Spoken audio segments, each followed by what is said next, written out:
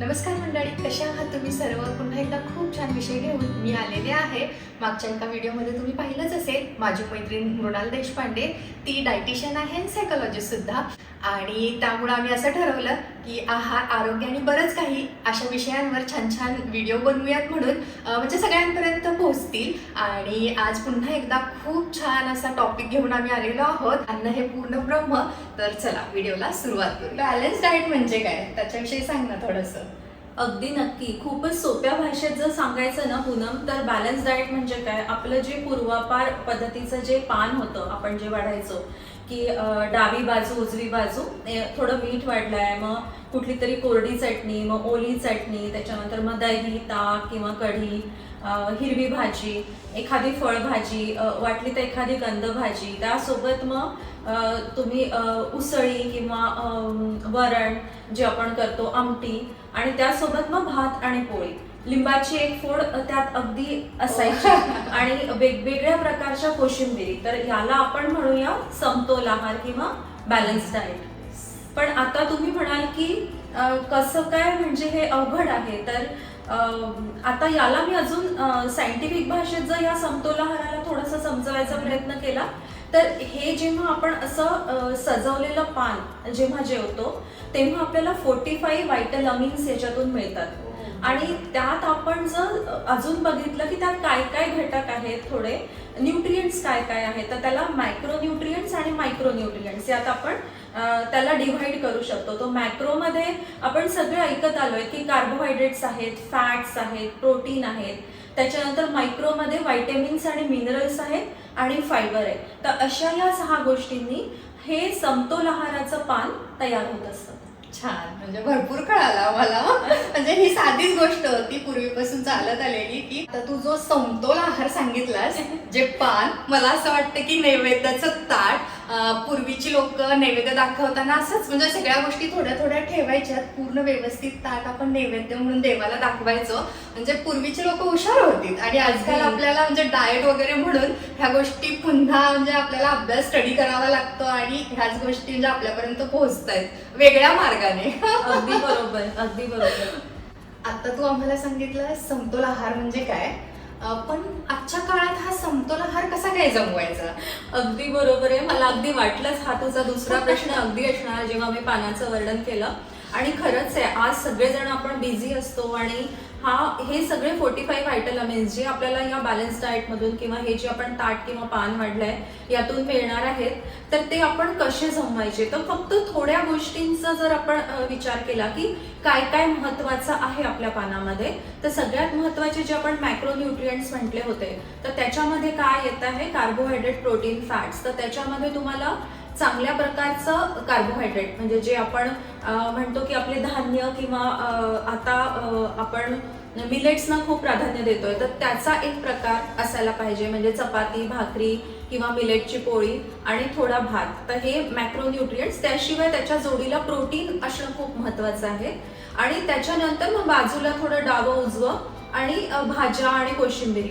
तर याच्यासाठी आपण काय करू शकतो, बेसिक जर आपल्याला कॉन्सेप्ट कळला की हे सगळे जे फूड ग्रुप्स आहेत आणि हे सगळं पान आहे, हे मला खायचं आहे, तर मग आपण काय करू शकतो की आपण 1 पॉट मील बनवू शकतो. हा कॉन्सेप्ट सध्या खूपच जास्त जोरात सुरू आहे, कारण खरंच लोकांजवळ वेळ नाही. आपण आपल्यावरून विचार केला तर आपल्याला कळतंय की अवघड आहे सगळं प्रकरण.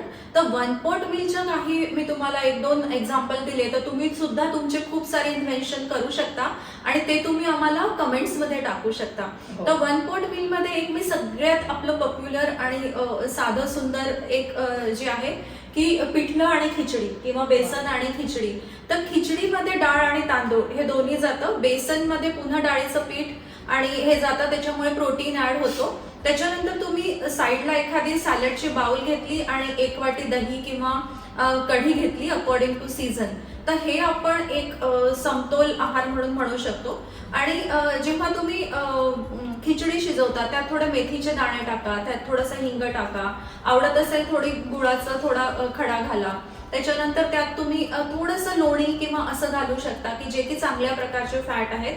आणि जेवण घेताना तुम्ही त्याच्यावर एक तर घाणीचं तेल वापरा, म्हणजे वरून फोडणी काही घालायची असेल तर, किंवा मग तुम्ही साजूक तूप घरी कढवलेलं ते तुम्ही घेऊ शकता. तर अशा प्रकारे आपण ही एक रेसिपी मी तुम्हाला सांगितली. त्याशिवाय अजून एक खूप पॉप्युलर आहे की इडली सांबार आणि चटणी. तर हे पण एक 1 पॉट मील आपण करू शकतो. त्याशिवाय आपण जे करतो भाजणीचं थालीपीठ, दही, लोणी आणि सॅलडची बाउल. तर तुम्ही जे काय खाताय त्या रेसिपीलाच तुम्ही थोडेफार विचार केला तर चांगल्या प्रकारे मॉडिफाय करून एक बॅलन्स किंवा समतोल आहाराचं पान तयार करू शकता. कमी वेळ, म्हणजे जसं थालीपीठ आणि दही पटकन. मला आणि एक रेसिपी आठवली पूनम, जी की अगदी आपल्या जवळची आहे. आपण वरणफळं करतो किंवा शेंगोळे म्हणतात. हो, तर खूप हे लोकांच्या आवडीचं आहे. हो. देसी पास्ता मी सध्या जे लोक येतात क्लिनिकमध्ये आणि वेगवेगळे ज्यांना खूपच जंकिंग आणि मुलांना ती सवय आहे, तर मग जेव्हा आया विचारतात की मग आता कसं करायचं, तर आता या रेसिपी पण मॉडिफाय करणं आता शिकलीये मी. अशा रेसिपी पण आपण खूप छान प्रकारे मॉडिफाय करू शकतो आणि त्याला 1 पॉट मील मध्ये कन्व्हर्ट करू शकतो अगदी देसी पद्धतीनं. हो, पोटभरीचं पण होतं अगदी. आणि इझी आहे. म्हणजे अगदी. आजकाल घाई तसं नाही की पोळी तोडा, भाकरी तोडा, खा, म्हणजे पटकन स्पून आणि बदल होतो. म्हणतात ना, व्हेरायटी पण आहे. म्हणजे नुसते न्यूट्रिएंट्सचा विचार करून चालणार नाही. ते थोडं खाताना पण समाधान वाटलं पाहिजे, थोडी चव पण चांगली असली पाहिजे आणि दिसायलाही थोडं चांगलं असलं पाहिजे. तर मला आणखीन एक सांगशील, ह्या बॅलन्स डाएटचा ना म्हणजे काय उपयोग आहे? म्हणजे इतके एफर्ट्स आपण घेतोय आणि ह्या सगळ्या गोष्टी काउंट करून किंवा प्रॉपर अशा व्हायला हव्यात असं आपण विचार करतोय. खूपच छान, खूप कॅल्क्युलेटिव्ह प्रश्न विचारला तिने.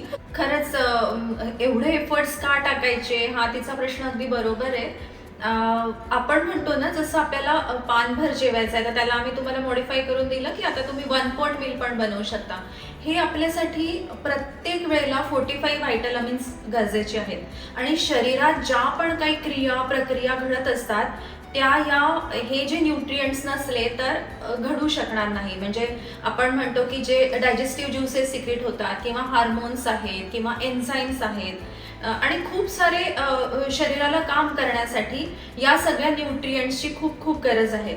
आणि हे नसले तर मग आपण बघतो की लाईफस्टाईल डिसऑर्डर, थोडीशी काहीतरी मायक्रोन्यूट्रिएंट डिफिशियन्सी लाईफस्टाईल डिसऑर्डर म्हणून समोर येऊ शकते किंवा थायरॉइड किंवा PCOS. तर त्यासाठी आपल्याला समतोल आहाराची, म्हणजे थोडक्यात सांगायचं तर आपलं आरोग्य चांगलं ठेवण्यासाठी मानसिक, शारीरिक, इमोशनल हे सगळे जे गोष्टी आहेत या बॅलन्स ठेवण्यासाठी आपल्याला बॅलन्स आहाराची खूप गरज आहे. आणि तुम्ही पण तुमच्या रेसिपी आम्हाला नक्की सांगा, जे आपण समतोल आहाराला 1 पॉट मील मध्ये कन्व्हर्ट केलेलं आहे. अशा खूप साऱ्या रेसिपी आपण डिस्कस करू आणि तुमच्या काही रेसिपी असतील त्यांना आपण मॉडिफाय पण करू शकतो. तर मागच्या व्हिडिओमध्ये आपण म्हणालो होतो की तुमचे काही विषय असतील तर कमेंट्सच्या माध्यमातून आम्हाला म्हणजे विचारा, म्हणून कमेंट्स करा. आणि काही कमेंट्स आलेले आहेत, त्याच्यामध्ये असं आहे की ताई प्रेग्नन्सी डाएट प्लॅनचा व्हिडिओ करा म्हणून. हो, निश्चितच अगदी आवश्यक असा हा व्हिडिओ आहे आणि आपण नक्की असे वेगवेगळ्या विषयांवर व्हिडिओ करणार आहोत. प्रेग्नन्सीमध्ये तेच आहे की तुमच्या पूर्ण न्यूट्रिशनल रिक्वायरमेंट वाढतात. इव्हन कॅलरीज जास्त हव्या असतात, प्रोटीन रिक्वायरमेंट वाढते, चांगल्या प्रकारचे फॅट आपल्याला घ्यायचे असतात, व्हायटॅमिन मिनरल्सची तुमची रिक्वायरमेंट वाढते आणि काही गोष्टी स्पेसिफिकली आपण घ्यायला पाहिजे की ज्या प्रेग्नन्सी आपण म्हणतो ना नॉर्मल डिलिव्हरीसाठी कामात येतील किंवा तुमचं लेबर पेन कमी करण्यासाठी कामात येतील. आपण निश्चित बनवूया. हो, तो विषय थोडासा मोठा होईल आणि व्यवस्थित सविस्तरपणे आपल्याला सांगता येईल. तर याच्यावर डिटेलमध्ये व्हिडिओ आपण बनवू. अगदी नक्की, त्याच्यावर डिटेलमध्येच बनवायला लागेल, कारण या व्हिडिओ बनवायला गेला तर अजून 5-7 मिनिट त्यात लागतात. हो, एक्स्ट्रा होतील. आणि आजचा सब्जेक्ट आपला होता अन्न हे पूर्ण ब्रह्म, सो ते विषय आपण अगदी हळूहळू घेऊयात, पण थोडक्यात तू सांगितलंस. हो, आणि खूप छान वाटलं मला की तुम्ही प्रश्न विचारताय. तुम्ही असे प्रश्न विचारत जा. म्हणजे आम्हाला सुद्धा थोडं मोटिवेशन मिळतंय. अगदी अगदी. ऍक्च्युली ना आणखीन एक आहे आर्ट ऑफ लिव्हिंग सेंटर बद्दल. तर त्या विचारतायत ठाण्यामध्ये आहे का म्हणजे आपलं हे आर्ट ऑफ लिव्हिंगचं सेंटर?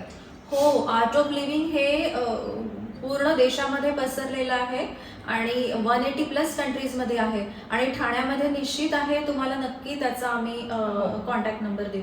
54 वर्ष वयातील बायकांचे डाएट सांगा आणि या वयात अचानक रडू येणं, नाराजी वाटणं किंवा भीती वाटणं याच्यावर थोडंसं काही सांगू शकता का? म्हणजे अगदी बरोबर. याच्यावर हा रजोनिवृत्तीचा काळ आहे. एखाद्या वेळेला तुमचं मेनोपॉज झालं असेल किंवा होण्याच्या मार्गी असेल तर त्यावेळेला मुख्य म्हणजे आपले हार्मोन्स बदलतात, इस्ट्रोजिन हे जे प्रामुख्याने आपण म्हणतो, आणि त्यामुळे हे सगळं होत असतं.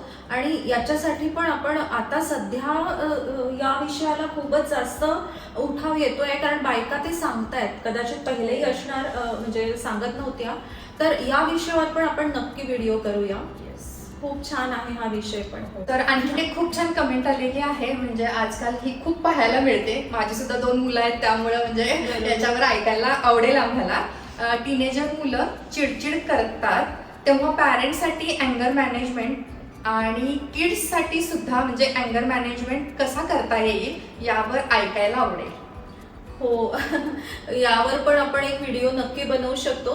याच्यासाठी काही टेक्निक असतात आणि तुमचं प्रॉब्लेम किती सिव्हिअर आहे, म्हणजे छोट्या मोठ्या कुरबुरी चालतात, लागलीच तुम्ही समेट पण घडवून येतात. पण या गोष्टींनी जर नात्यांमध्ये खरोखर अंतर येत असेल किंवा तुमच्या डे टू डे लाईफवर फरक पडत असेल किंवा मुलांच्या शाळेच्या प्रोग्रेसवर किंवा बाकी गोष्टींवर फरक पडत असेल, झोप नीट येत नसेल, तर नक्कीच हा इश्यू योग्य पद्धतीने ॲड्रेस करायला पाहिजे. याच्यासाठी खूप साऱ्या टेक्निक्स असतात आणि इव्हन आर्ट ऑफ लिव्हिंग मध्ये पण या टेक्निक्स आम्ही शिकवत असतो. तर तुम्हाला आता सध्या जोपर्यंत आम्ही व्हिडिओ बनवतोय तर तुम्ही आर्ट ऑफ लिव्हिंग तुमच्या तिथे असेल तर तिथले तुम्ही एखाद्या तुम्हाला आम्ही नंबर देऊ शकतो. आणि पुष्कळ सारे अशा सायकोलॉजिकल टेक्निक पण आहे. तुमचं प्रॉब्लेम किती सिव्हिअर आहे त्यानुसार आपण त्याला ॲड्रेस करू शकतो. छान माहिती सांगितलीस. आणि माझ्या मुलांनी सुद्धा हे छोटे उन्हाळ्याच्या सुट्टीत 2 प्रोग्राम केले होते, मेधा योगा म्हणून आणि आपलं उत्कर्ष योगा. हो. सो खूप छान फरक पडतो मुलांना. सुट्टीच्या दिवसात म्हणजे ह्या गोष्टी केल्या तर छान होतं मुलांसाठी. अगदी बऱ्याच गोष्टी शिकायला मिळतात हो. त्यांना. आणि चांगल्या पद्धतीने वेळेला इन्व्हेस्ट करणं, हो. की आपण इन्व्हेस्टमेंट म्हणतो ना, की ती आता इन्व्हेस्ट केली तर त्याचा पुढे जाऊन फायदा फायदा जसा होतो. पैशांची पण इन्व्हेस्टमेंटचा विचार केला. हो. सो तसंच तुम्ही अशा चांगल्या गोष्टींमध्ये जर इन्व्हेस्ट केलं तर खूप फरक पडू शकतो.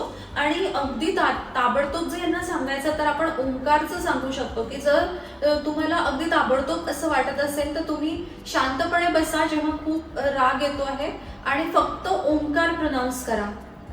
3 वेळेला खूप शांतपणे अगदी मनापासून 3 वेळेला ओंकार प्रोनाऊन्स करा.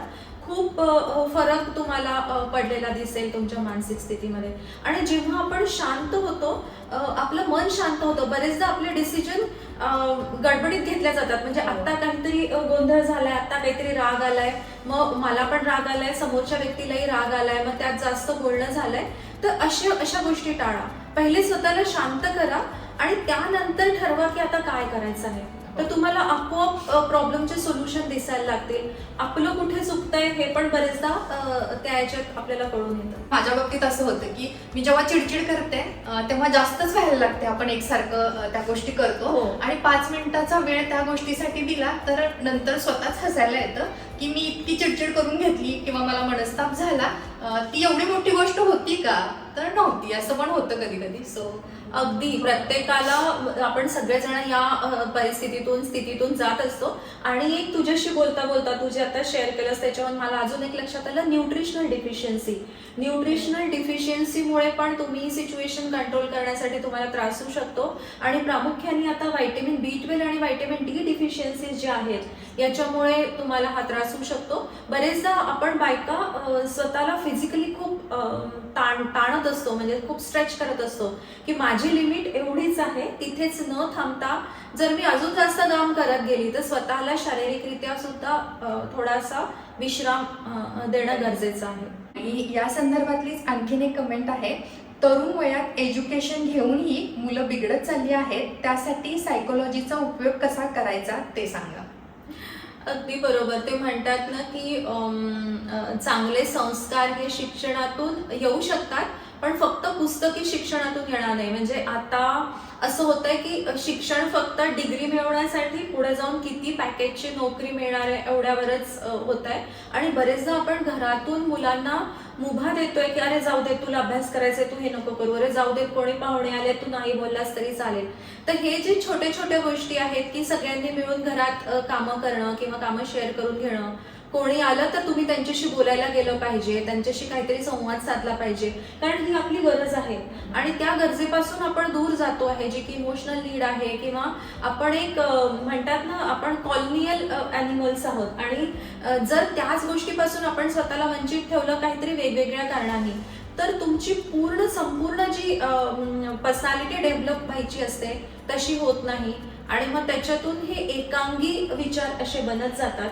आणि मग काही दिवसांनी तर एवढं होतं की त्यांना वाटतं आम्ही जे म्हणतोय तेच बरोबर आहे.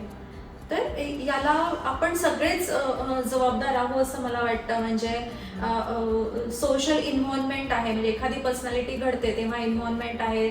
आपल्याला डे टू डे लाईफमध्ये जे अनुभव येतात ते अनुभव आपण कसे धरून ठेवतो, त्याच्या मागे ज्या भावना तयार झाल्या त्याचा निचरा कसा करतो, त्यानंतर घरी कसं वातावरण आहे, त्यांचे फ्रेंड्स कसे आहेत, ते या खूप साऱ्या गोष्टींचा याच्यावर इम्पॅक्ट आहे. आजच्या व्हिडिओमध्ये 2 गोष्टी जाणून घेता आल्या, म्हणजे डायटिशियन आणि सायकोलॉजिस्ट एकच पर्सन असल्यामुळे ह्या सगळ्या प्रश्नांची उत्तरं देता आली, म्हणजे डाएट प्लस मेंटल हेल्थ.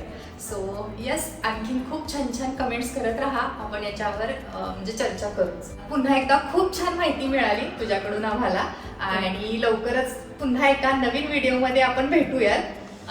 आरोग्य, आहार आणि बरंच काही. तर नक्की तू आमच्यासाठी पुन्हा वेळ काढशील. अगदी नक्की. धन्यवाद.